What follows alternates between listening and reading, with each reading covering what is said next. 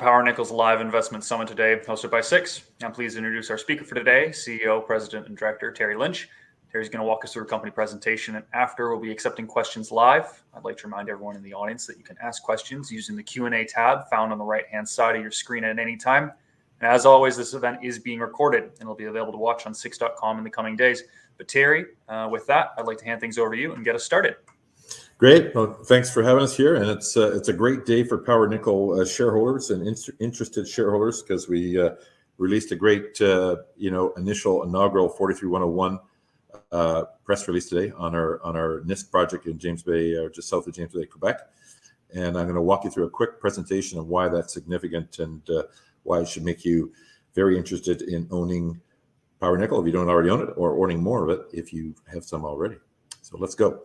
That's the nickel slide on the front, just what the nickel grade looks like. Won't spend a lot of time on that now. Standard disclaimer: we're going to tell you the truth, but always do your own due diligence. So here are the results. So basically, it's a combination of an open pit and underground approach to how we potentially mine this deposit.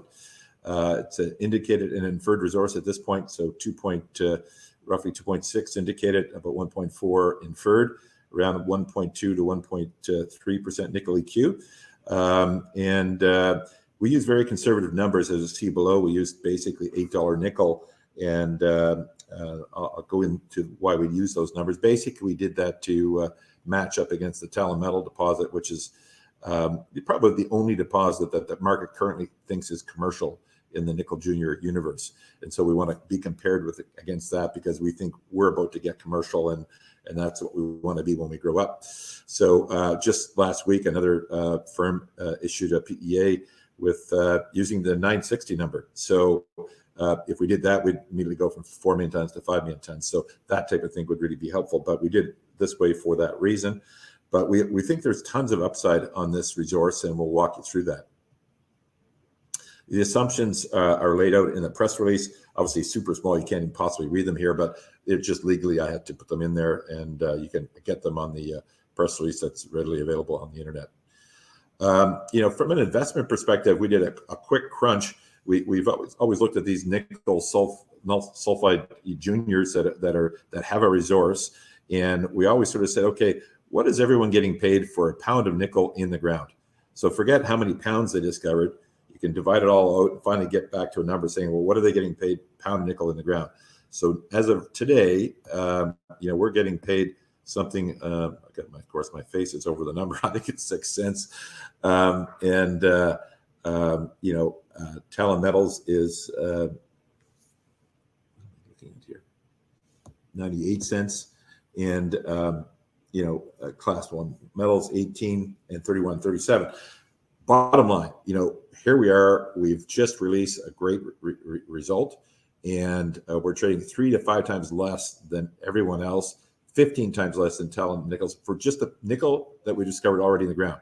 What does that mean for you as an investor? It means this is a massive undervaluation. In my view, it's going to change, and that's a great opportunity to sort of take advantage of. So I wanted to dramatize that early in the show to sort of make it easily understood. Why are we bullish on the future? Well, this is an isometric view of the deposit. So we have like an open pit at the top, and then it goes down. And if you look at the red corner, that red corner represents sort of a 2.5 to 3% nickel EQ, 2 to 3. That is sort of exciting to us because that's high grade. Those were the best intercepts, and it's open at depth and along strike. So we'll be testing that. You'll note that in the middle of the deposit, we've hit on a couple of holes here that have grade, and then there's nothing around them. So that's where the opportunity for the infill drilling is, to add some easy tonnage to this thing is readily there. So we'll be doing that. We're modifying our drill programs that we had sort of scheduled to start in July. We'll start in mid-August. So we'll target those infill drilling opportunities to add those, next couple of million tons fairly easily, while at the same time testing the flanks to find hopefully the next pods and some higher grade resource. So we're pretty stoked about what we see. We see a very realistic approach here to getting to 8 to 10 million tons on this one pod. And around the world, these things don't come in one pot. So we'll talk more about that in just a sec. So again, this is the nickel high grade that we sort of historically had. And you can see these intercepts were, 18 and sort of 22 meters at 1.35 plus % nickel, plus the EQ. So that's why we're sort of stoked about those particular areas. This is another isometric view of the indicated versus the inferred, with the indicated being in green and the inferred being in blue. And you can see, that gap in the white in the middle there. Yet there's a little island of blue in there, and then there's an island of blue and then the blue picks up on the other side. Well, highly likely that's contiguous. It would be sort of, a real mystery if it didn't do that. So, but we have to drill it. That's how it works. You have to sort of infill that. And the same thing in the bottom left corner and the gaps in there. So we'll infill that as well. So that's where the easy tonnage will be added. And then of course we're going to go off the flanks for the depth to, add more of the high grade tonnage and hopefully discover the next pod in this series. The nature of nickel sulfide deposits around the world that are in production is basically they're not onesies. So you don't find like one pod and not find anything else. Everyone else, it's usually a congregation of small deposits, and they range sort of I guess like probably sort of 8 to 10 million to in excess of 50. Voisey's Bay probably being the biggest one, in excess of 50. And our geologists feel we've got something between like a Lynn Lake, which is 22 million tons, and a Voisey's Bay, which is 50. So we think that we're going to find that type of thing because it's open along depth and open along strike. And we just feel that this is highly prospective ground. We've only drilled 20,000 meters of drilling here, even less actually. And we've already produced, close to 4 million tons of 43-101 resource. So that's super exciting. These topographical views of the area, we've drilled about 1% of our area, and we've identified, at least 3 other areas that look prospective to us geophysically that we haven't tested. And of course, we've got the growth just along Nisk Main, and we think that just on the wings, we think that perhaps on the next fault block over, we could find the next pod. So we're pretty stoked about the long-term exploration upside here. This is what this was the plan before the resource update. So it's being modified, but you can see that we've got a fairly extensive program planned, drilling about up to 5,000 meters over the next couple of months. And 2,000 meters added almost 1 million tons to the old historical resource. And what will 5,000 meters do now that we know where we're drilling and looking at the targeted drilling opportunities? So needless to say, geologically speaking, we're super excited about what we've got going. And so let's talk quickly about the action plan. So we're going to start on this 5,000 meter program in mid-August. It's fully funded, ready to go. We'll expect to expand the resource, and we'll also test some new pods. That would be super exciting if we could start to nail in some new pods that show potential for a lot more growth in resource. We'll release those results through Q3, and at some point we'll need to secure additional funding, and that can happen in the market. If the market responds, positively to this news and to the fact that we're so undervalued relative to our peers in this hot nickel market. Like nickel's up 5% today. We've got great news, and the stock should really be moving. But if it doesn't move, it's because probably the shorts are in there shorting. We'll see how that goes. Update on the exploration model. So we'll continue to refine that as we go forward, and then ultimately we think we'd probably kick into another 15,000 meter program later this fall. To really drive this into through a commercial production view and for the market. This is what our share cap table looks like. So about 91 million shares out. And just a refresher, again, just to close on this one note, and then we'll start to take some questions, is that on a comparable basis, if you look at things comparison-wise, we are the cheapest junior with a resource, 43-101, by a lot, by 3 to 5 times, by 15 times compared to Talon Metals. And if you think we're going to get commercial, you can see that gap's going to switch. So this is a significant investment opportunity. Anyway, we'll find a way for you to learn more about it as we go through the next few weeks. But that's about it for the show for right now. What I want to do now is to dive into some questions, and we'll go back and leave the resource numbers up. And there they are. And let's get into some questions, Cam. Awesome. Well, thanks, Terry. First question, much like how the chat is letting congrats. But Now, can you talk to us about what's maybe the most exciting element of this resource update? I think the most exciting element for us is we sort of really see a deposit coming together. It looks to us like that infill can be done to add more tons, and it looks like the deposit is open at depth and along strike, so we can add more tons that way. So we can see this one pod getting to 8 to 10 million tons, and that would make it commercial. So all of a sudden, our view is that, hey, this is going to be a commercial discovery, and when the market realizes we're commercial, we should start to get commercial numbers for our nickel discovered, and that would be a transformative event for our company. No, absolutely. And that leads into the next question, just talking about growth and what you can expect in the future. What are you hoping to? Yeah, so with this 5,000 meter program, we'll obviously look to tap into that, try and infill that drilling and add the tonnage, a couple million tons there. And then we're hoping that on the flanks that we start to pick up on this higher grade, and add more tonnage there and increase the overall grade of the deposit. Grade is your friend, as you know, so it's important for us to continue to try and upgrade if we can. And typically around the world, these things come in 3 or 4 pearls. They call them string of pearls formation. And so it was funny. I was talking with our exploration geologist and guy who's guiding the show, and he says, well, he said, the odds are simple math. If you've got 4 deposits, what are the odds that you got your best deposit first? It's 4 to 1. So I mean, this is a great deposit. We love it, and we think it shows great opportunity, and we can probably get commercial on it. But the odds are maybe the best is yet to come. So that's why we're stoked and super excited. Awesome. Okay, Alan wants to know. What's it like with local infrastructure where you are? Can you elaborate on it and get into it? Yeah, I mean, that's a great question, and thanks for asking that, Alan. Yeah, I mean, we're literally across the road from a major Hydro-Quebec substation. So there's a major highway there.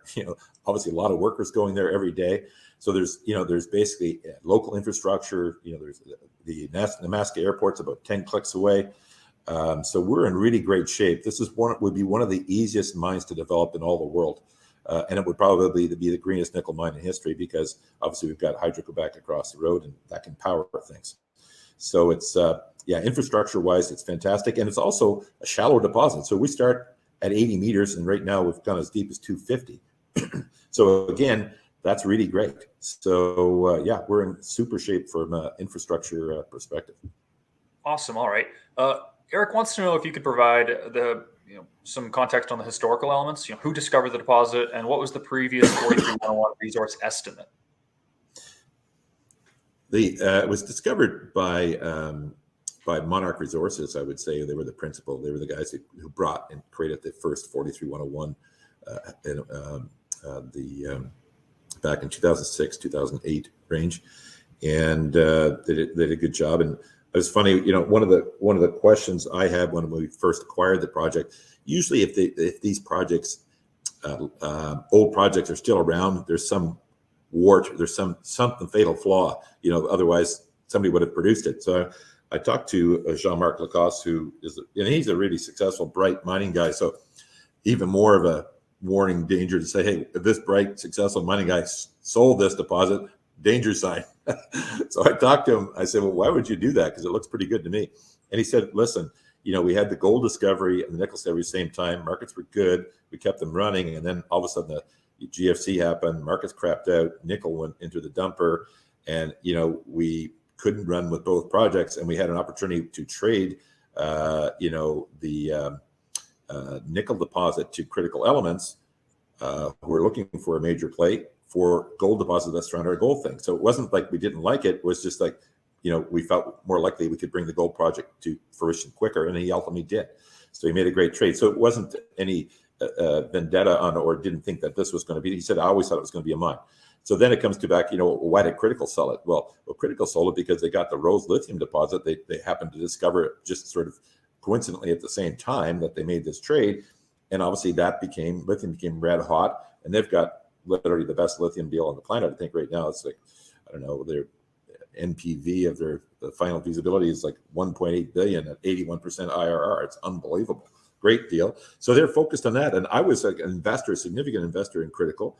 And when a friend and shareholder of ours came to us and said, "Hey Terry, what do you think about Nisk?" And I said, "Nisk, what? Like, I have no idea what you're talking about." He said, "No, like Critical Elements Project Nisk." I said, "Still don't have any idea." He says, "Well, check it out." He says, "I think you should buy it." And I said, he says, "Yeah, it's going to become a mine." And I said, "Look, we're in copper gold. How does that fit?" He says, "Oh, you got good exploration properties, but this is going to become a mine. Check it out." So I checked it out. Sure enough, it did look good. And then we went through our due diligence with the story I said.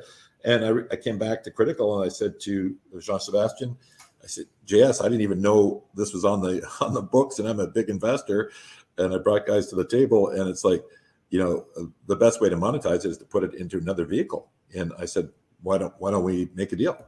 And so we were able to construct a deal that was constructed for them and constructed for us.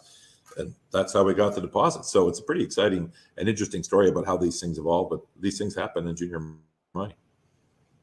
All right, fair enough.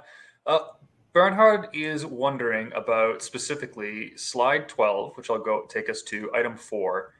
What are the risks for additional funding from the market or partners?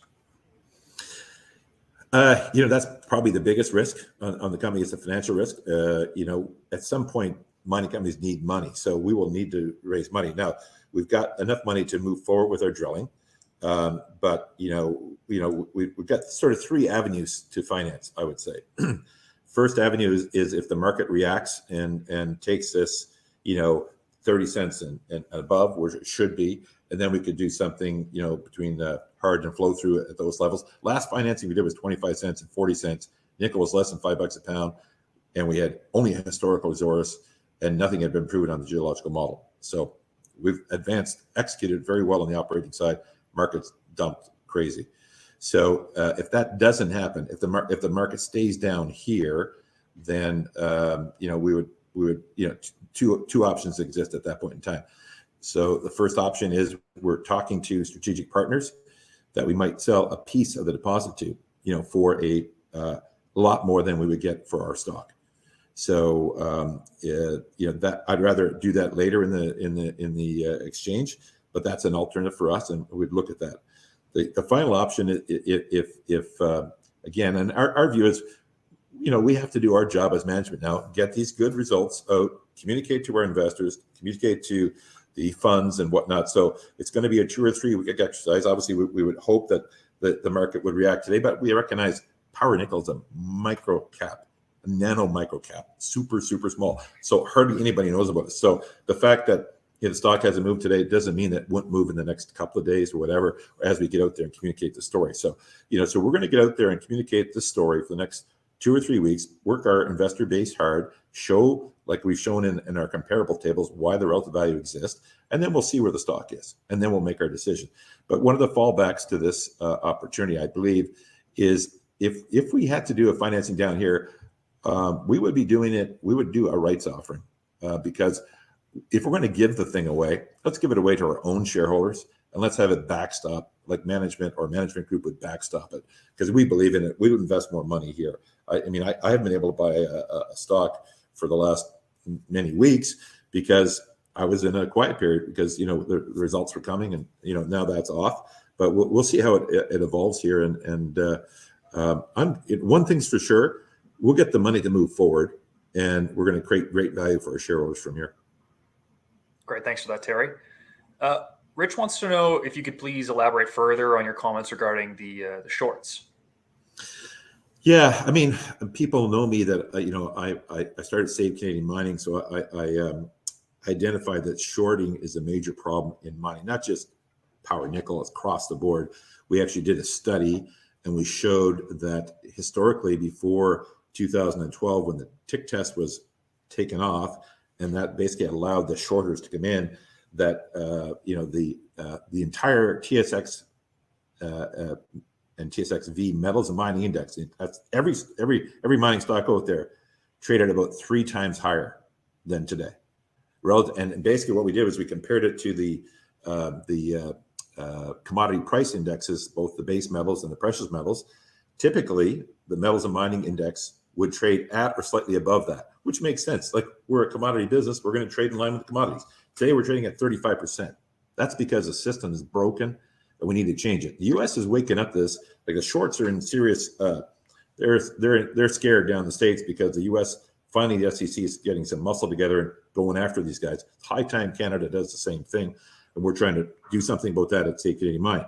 That being said, with Power Nickel, we know, from investigative work we've done that there's this, in our view, a significant short position in the company.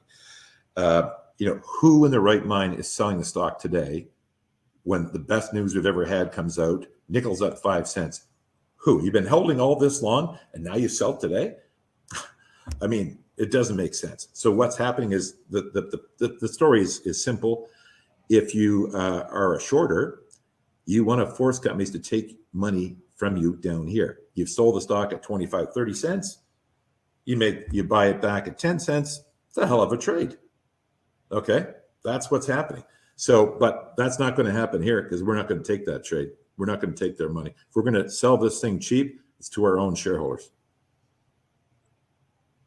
Absolutely. Alan's just wondering if you might explain the change in the uptick rule, just to further go into this. So the uptick rule, basically what happened there is that up until, and the stock exchanges around the world, from the time the stock exchange was invented up until 2012, if you wanted to short a stock had to be going up. Why did they do that? Well, generally speaking, why do stock exchanges exist? They exist for two fundamental reasons. They exist for companies to have access to broader pools of capital, and they exist for investors to have access to broader pools of investment. That's the fundamental reasons why stock exchanges exist. They don't exist to make hedge funds wanton money by raping and pillaging with wanton short selling that is non-disclosed. Okay, so that when they got rid of the uptick rule, they basically took that away. Why that ever was done, I have no idea. But there's more. There's other problems in the system, but that's one of the biggest ones. And some of the biggest hedge fund managers in the U.S., legendary guys, have called it out, and said this is wrong. That's like when you get into Wall Street bets. And we started safety and mining before Wall Street bets, but God bless those guys. They brought headlights to this thing and showed how corrupt the system can be. And it's too bad because it's hurt,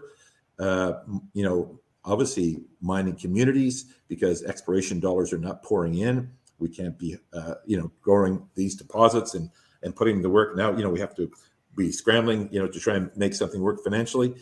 It's sad. But again, at the end of the day, one thing in mining, if you have a good deposit, we have a really good deposit, you'll find the money and you'll move it forward. And it's frustrating. It irritates me, makes me very angry. But hey, this is junior mining. This is what I chose to do, and we'll find a way through it. We'll find a way to create value for our shareholders because we've got the goods at the end of the day. Speaking of the goods, Doug is wondering if anyone's knocking on the door to buy nickel or buy the nickel. Yeah, we've had some very constructive investments with strategic partners. I said that's an option for us to look at in terms of how we might finance this in another way going forward. Is that would be you bring in either a strategic nickel industry group or a nickel buyer, and we're having conversations with both, and we'll see where that goes. Certainly, as always in business, you want to negotiate from strength, not weakness. Right now, with the stock being down, we look weak, and so we'll have to do what we can with that. But yeah, there's these class 1 nickel deposits, especially in really good jurisdictions, and Quebec is maybe the best. Super hard to find, and the world's going to need a ton more of them because class 1 nickel's in short supply. The electrification of everything is expected right now. I think electrification is the battery sort of side of things is 4 to 6%, depending on who you read, of the nickel market. It's expected to rise to 50%. Well, I mean, that's a boatload of class 1 nickel that needs to come on side. And people don't want to be associated, these are wrapping themselves up in the green revolution. They don't want to be associated with the industrial laterite deposits in the Philippines and Indonesia that can be really dirty, and have destroyed ecological systems. So I'm not saying those things can't be produced in an ecological way, but it's going to make them super expensive. So so that's why these class 1 nickel deposits that are relatively easy to produce, have a very small geological or ecological footprint. With us, would probably would be, as I said, would probably be the lowest carbon emitter in the planet, for a nickel mine, and that would be very attractive, we expect, for people. All right, great. Eric is wondering what the average overburden depth is. About 150, 160. So it goes from 80 to 250. So there, just add them together, divide by 2. That would be my guess. Fair enough. And Rock, your silver numbers are looking pretty good. Do you have any impetus there? Silver numbers? No, yep. no silver. I wish. It's got a little bit. I mean, I guess just a smidge, but it's not really part of the equation at this point, because that's not, we need, for silver to work at those numbers, you need a lot of tons, and I mean, 50 million tons, maybe we have, you would not even have a million ounces of silver. So it's not a material number. The copper, the PGM is important. The copper and cobalt is, but the precious metals so far haven't been significant. And we're happy with, if we get a bonus in the future, we'd be happy to take it. But that's not, we're not expecting that to be material. Hope that answers your question, Rock. Greg wants to know if you have an updated timeline for the consolidated spinoff, Terry. Yeah, obviously with the severe downturn in the market, it sort of affected our timeline, because we need to sort of fund this. So right now we're looking at Q4, but we're also, in fairness, looking at a couple of other solutions. What we want to do is monetize our existing assets, which I would say are worth more than our market cap right now. So it makes sense for us to try and monetize that in a way that's productive for our shareholders. So we're in negotiations with a couple other groups where we would look at spinning out the Chilean assets and looking at spinning out the Golden Ivan asset into other entities. And that may work out. It may not work out. The royalty may be sold. It may not be sold. So there's a variety of things that we're looking at as a way to either help us fund more development at Nisk, or to monetize these hidden value assets that are not getting any respect right now. Absolutely. The numbers you used on price and cutoff grades were very conservative. So could you dive into why you chose them? Yeah, again, we basically, what we did was we looked at the PEA that Talon Metals had done in 2021, and we used their numbers because we just wanted to, as we go forward, we want to get paid what they're getting paid for nickel in the ground. If they did, we get 15 times more than what we're getting right now. So it's a pretty obvious, hey, why would you do that? Well, I'd like to get paid 15 times more, okay? And so that's why we compare it again. Like, they've discovered more nickel in the ground, and they're going to obviously be worth more than us because they've discovered more, they got, I think it's, over 2% nickel EQ. We're at 1.25 or so. So they're going to get paid for more nickel pounds discovered, but we may find more pounds too. So, but the reason why we compare with them is that we think that we're very comparable. We think we're going to get commercial. We think the market sees them as being commercial. We think the market should start to see that we're going to get commercial. And we think this transition should happen. It can't happen soon enough for us. All right, that leads into the next question pretty nicely. I think might be repeating yourself a bit, but what makes Power Nickel such a buy on the market today? I mean, basically, if fundamentally, you got to believe in the nickel forward story. So if you believe in nickel and electrification, the green revolution is part of a future, then there's going to be a lot more nickel needed, especially class 1 nickel. So that means this whole price curve that underlines the mine is going to be strong. So nickel pricing today is probably, over the next, 10 years, it's much likelier to be north of this than south of this, okay? And across the curve. So that's a very good thing. So that fundamentally you start with market dynamics. It looks like a great market to be in. And then it's like, okay, what's it going to cost to produce something like this? Well, this is probably going to cost in the neighborhood of $200 million, okay? Now that's a lot of money for you or I, but in the overall scheme of things, probably 50 million of that is equity. Now that's a lot right now when your market cap is 10, but when we should be 200 million, it's not a lot. Okay. So all of a sudden it's producible economically. You know what I mean? So that's exciting.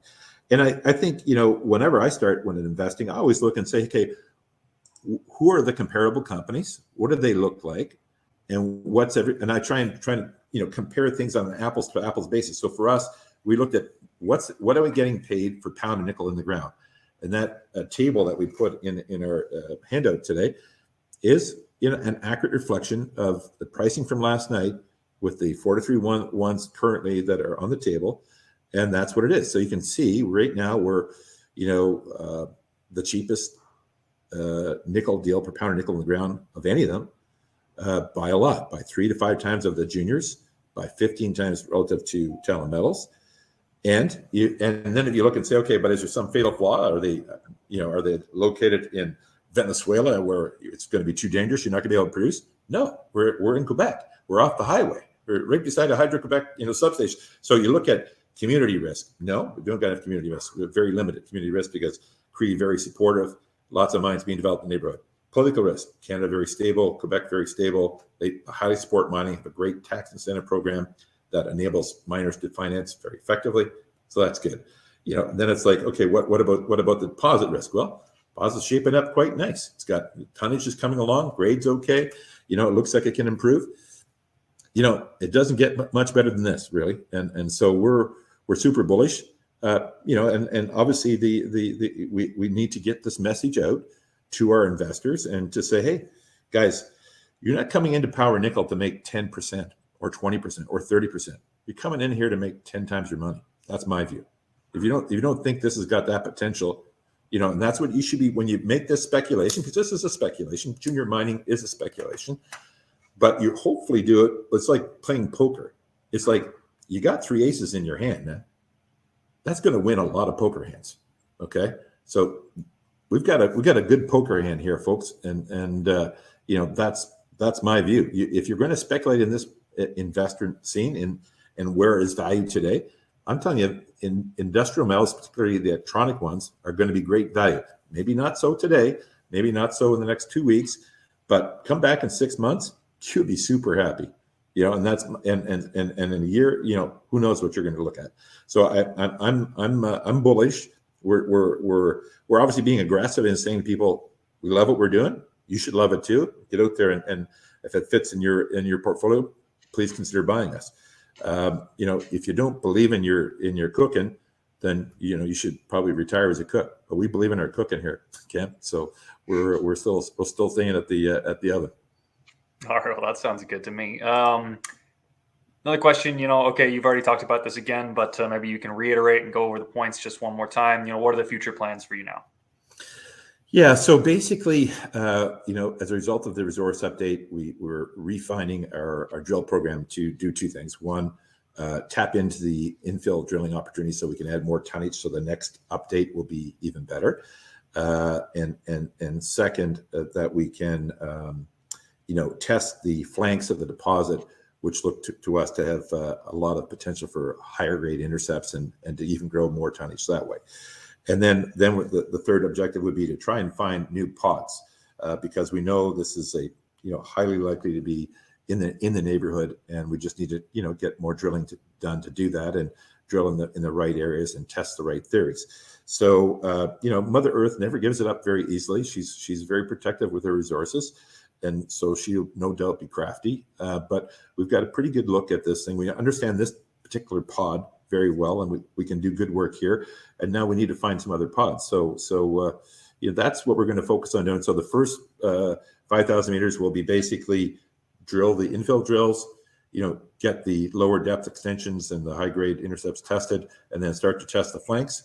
We'll get those results back, and at some point as our communication programs proceed and we keep on talking to new investors and people's appetite for investment come back, this thing will transform, we think, investment wise, and that will enable us to add additional funding so that we can ultimately do probably a much bigger program in the late fall, probably in the 20,000 meter program, to really ramp this up and take it into well north of 10 million and start to head.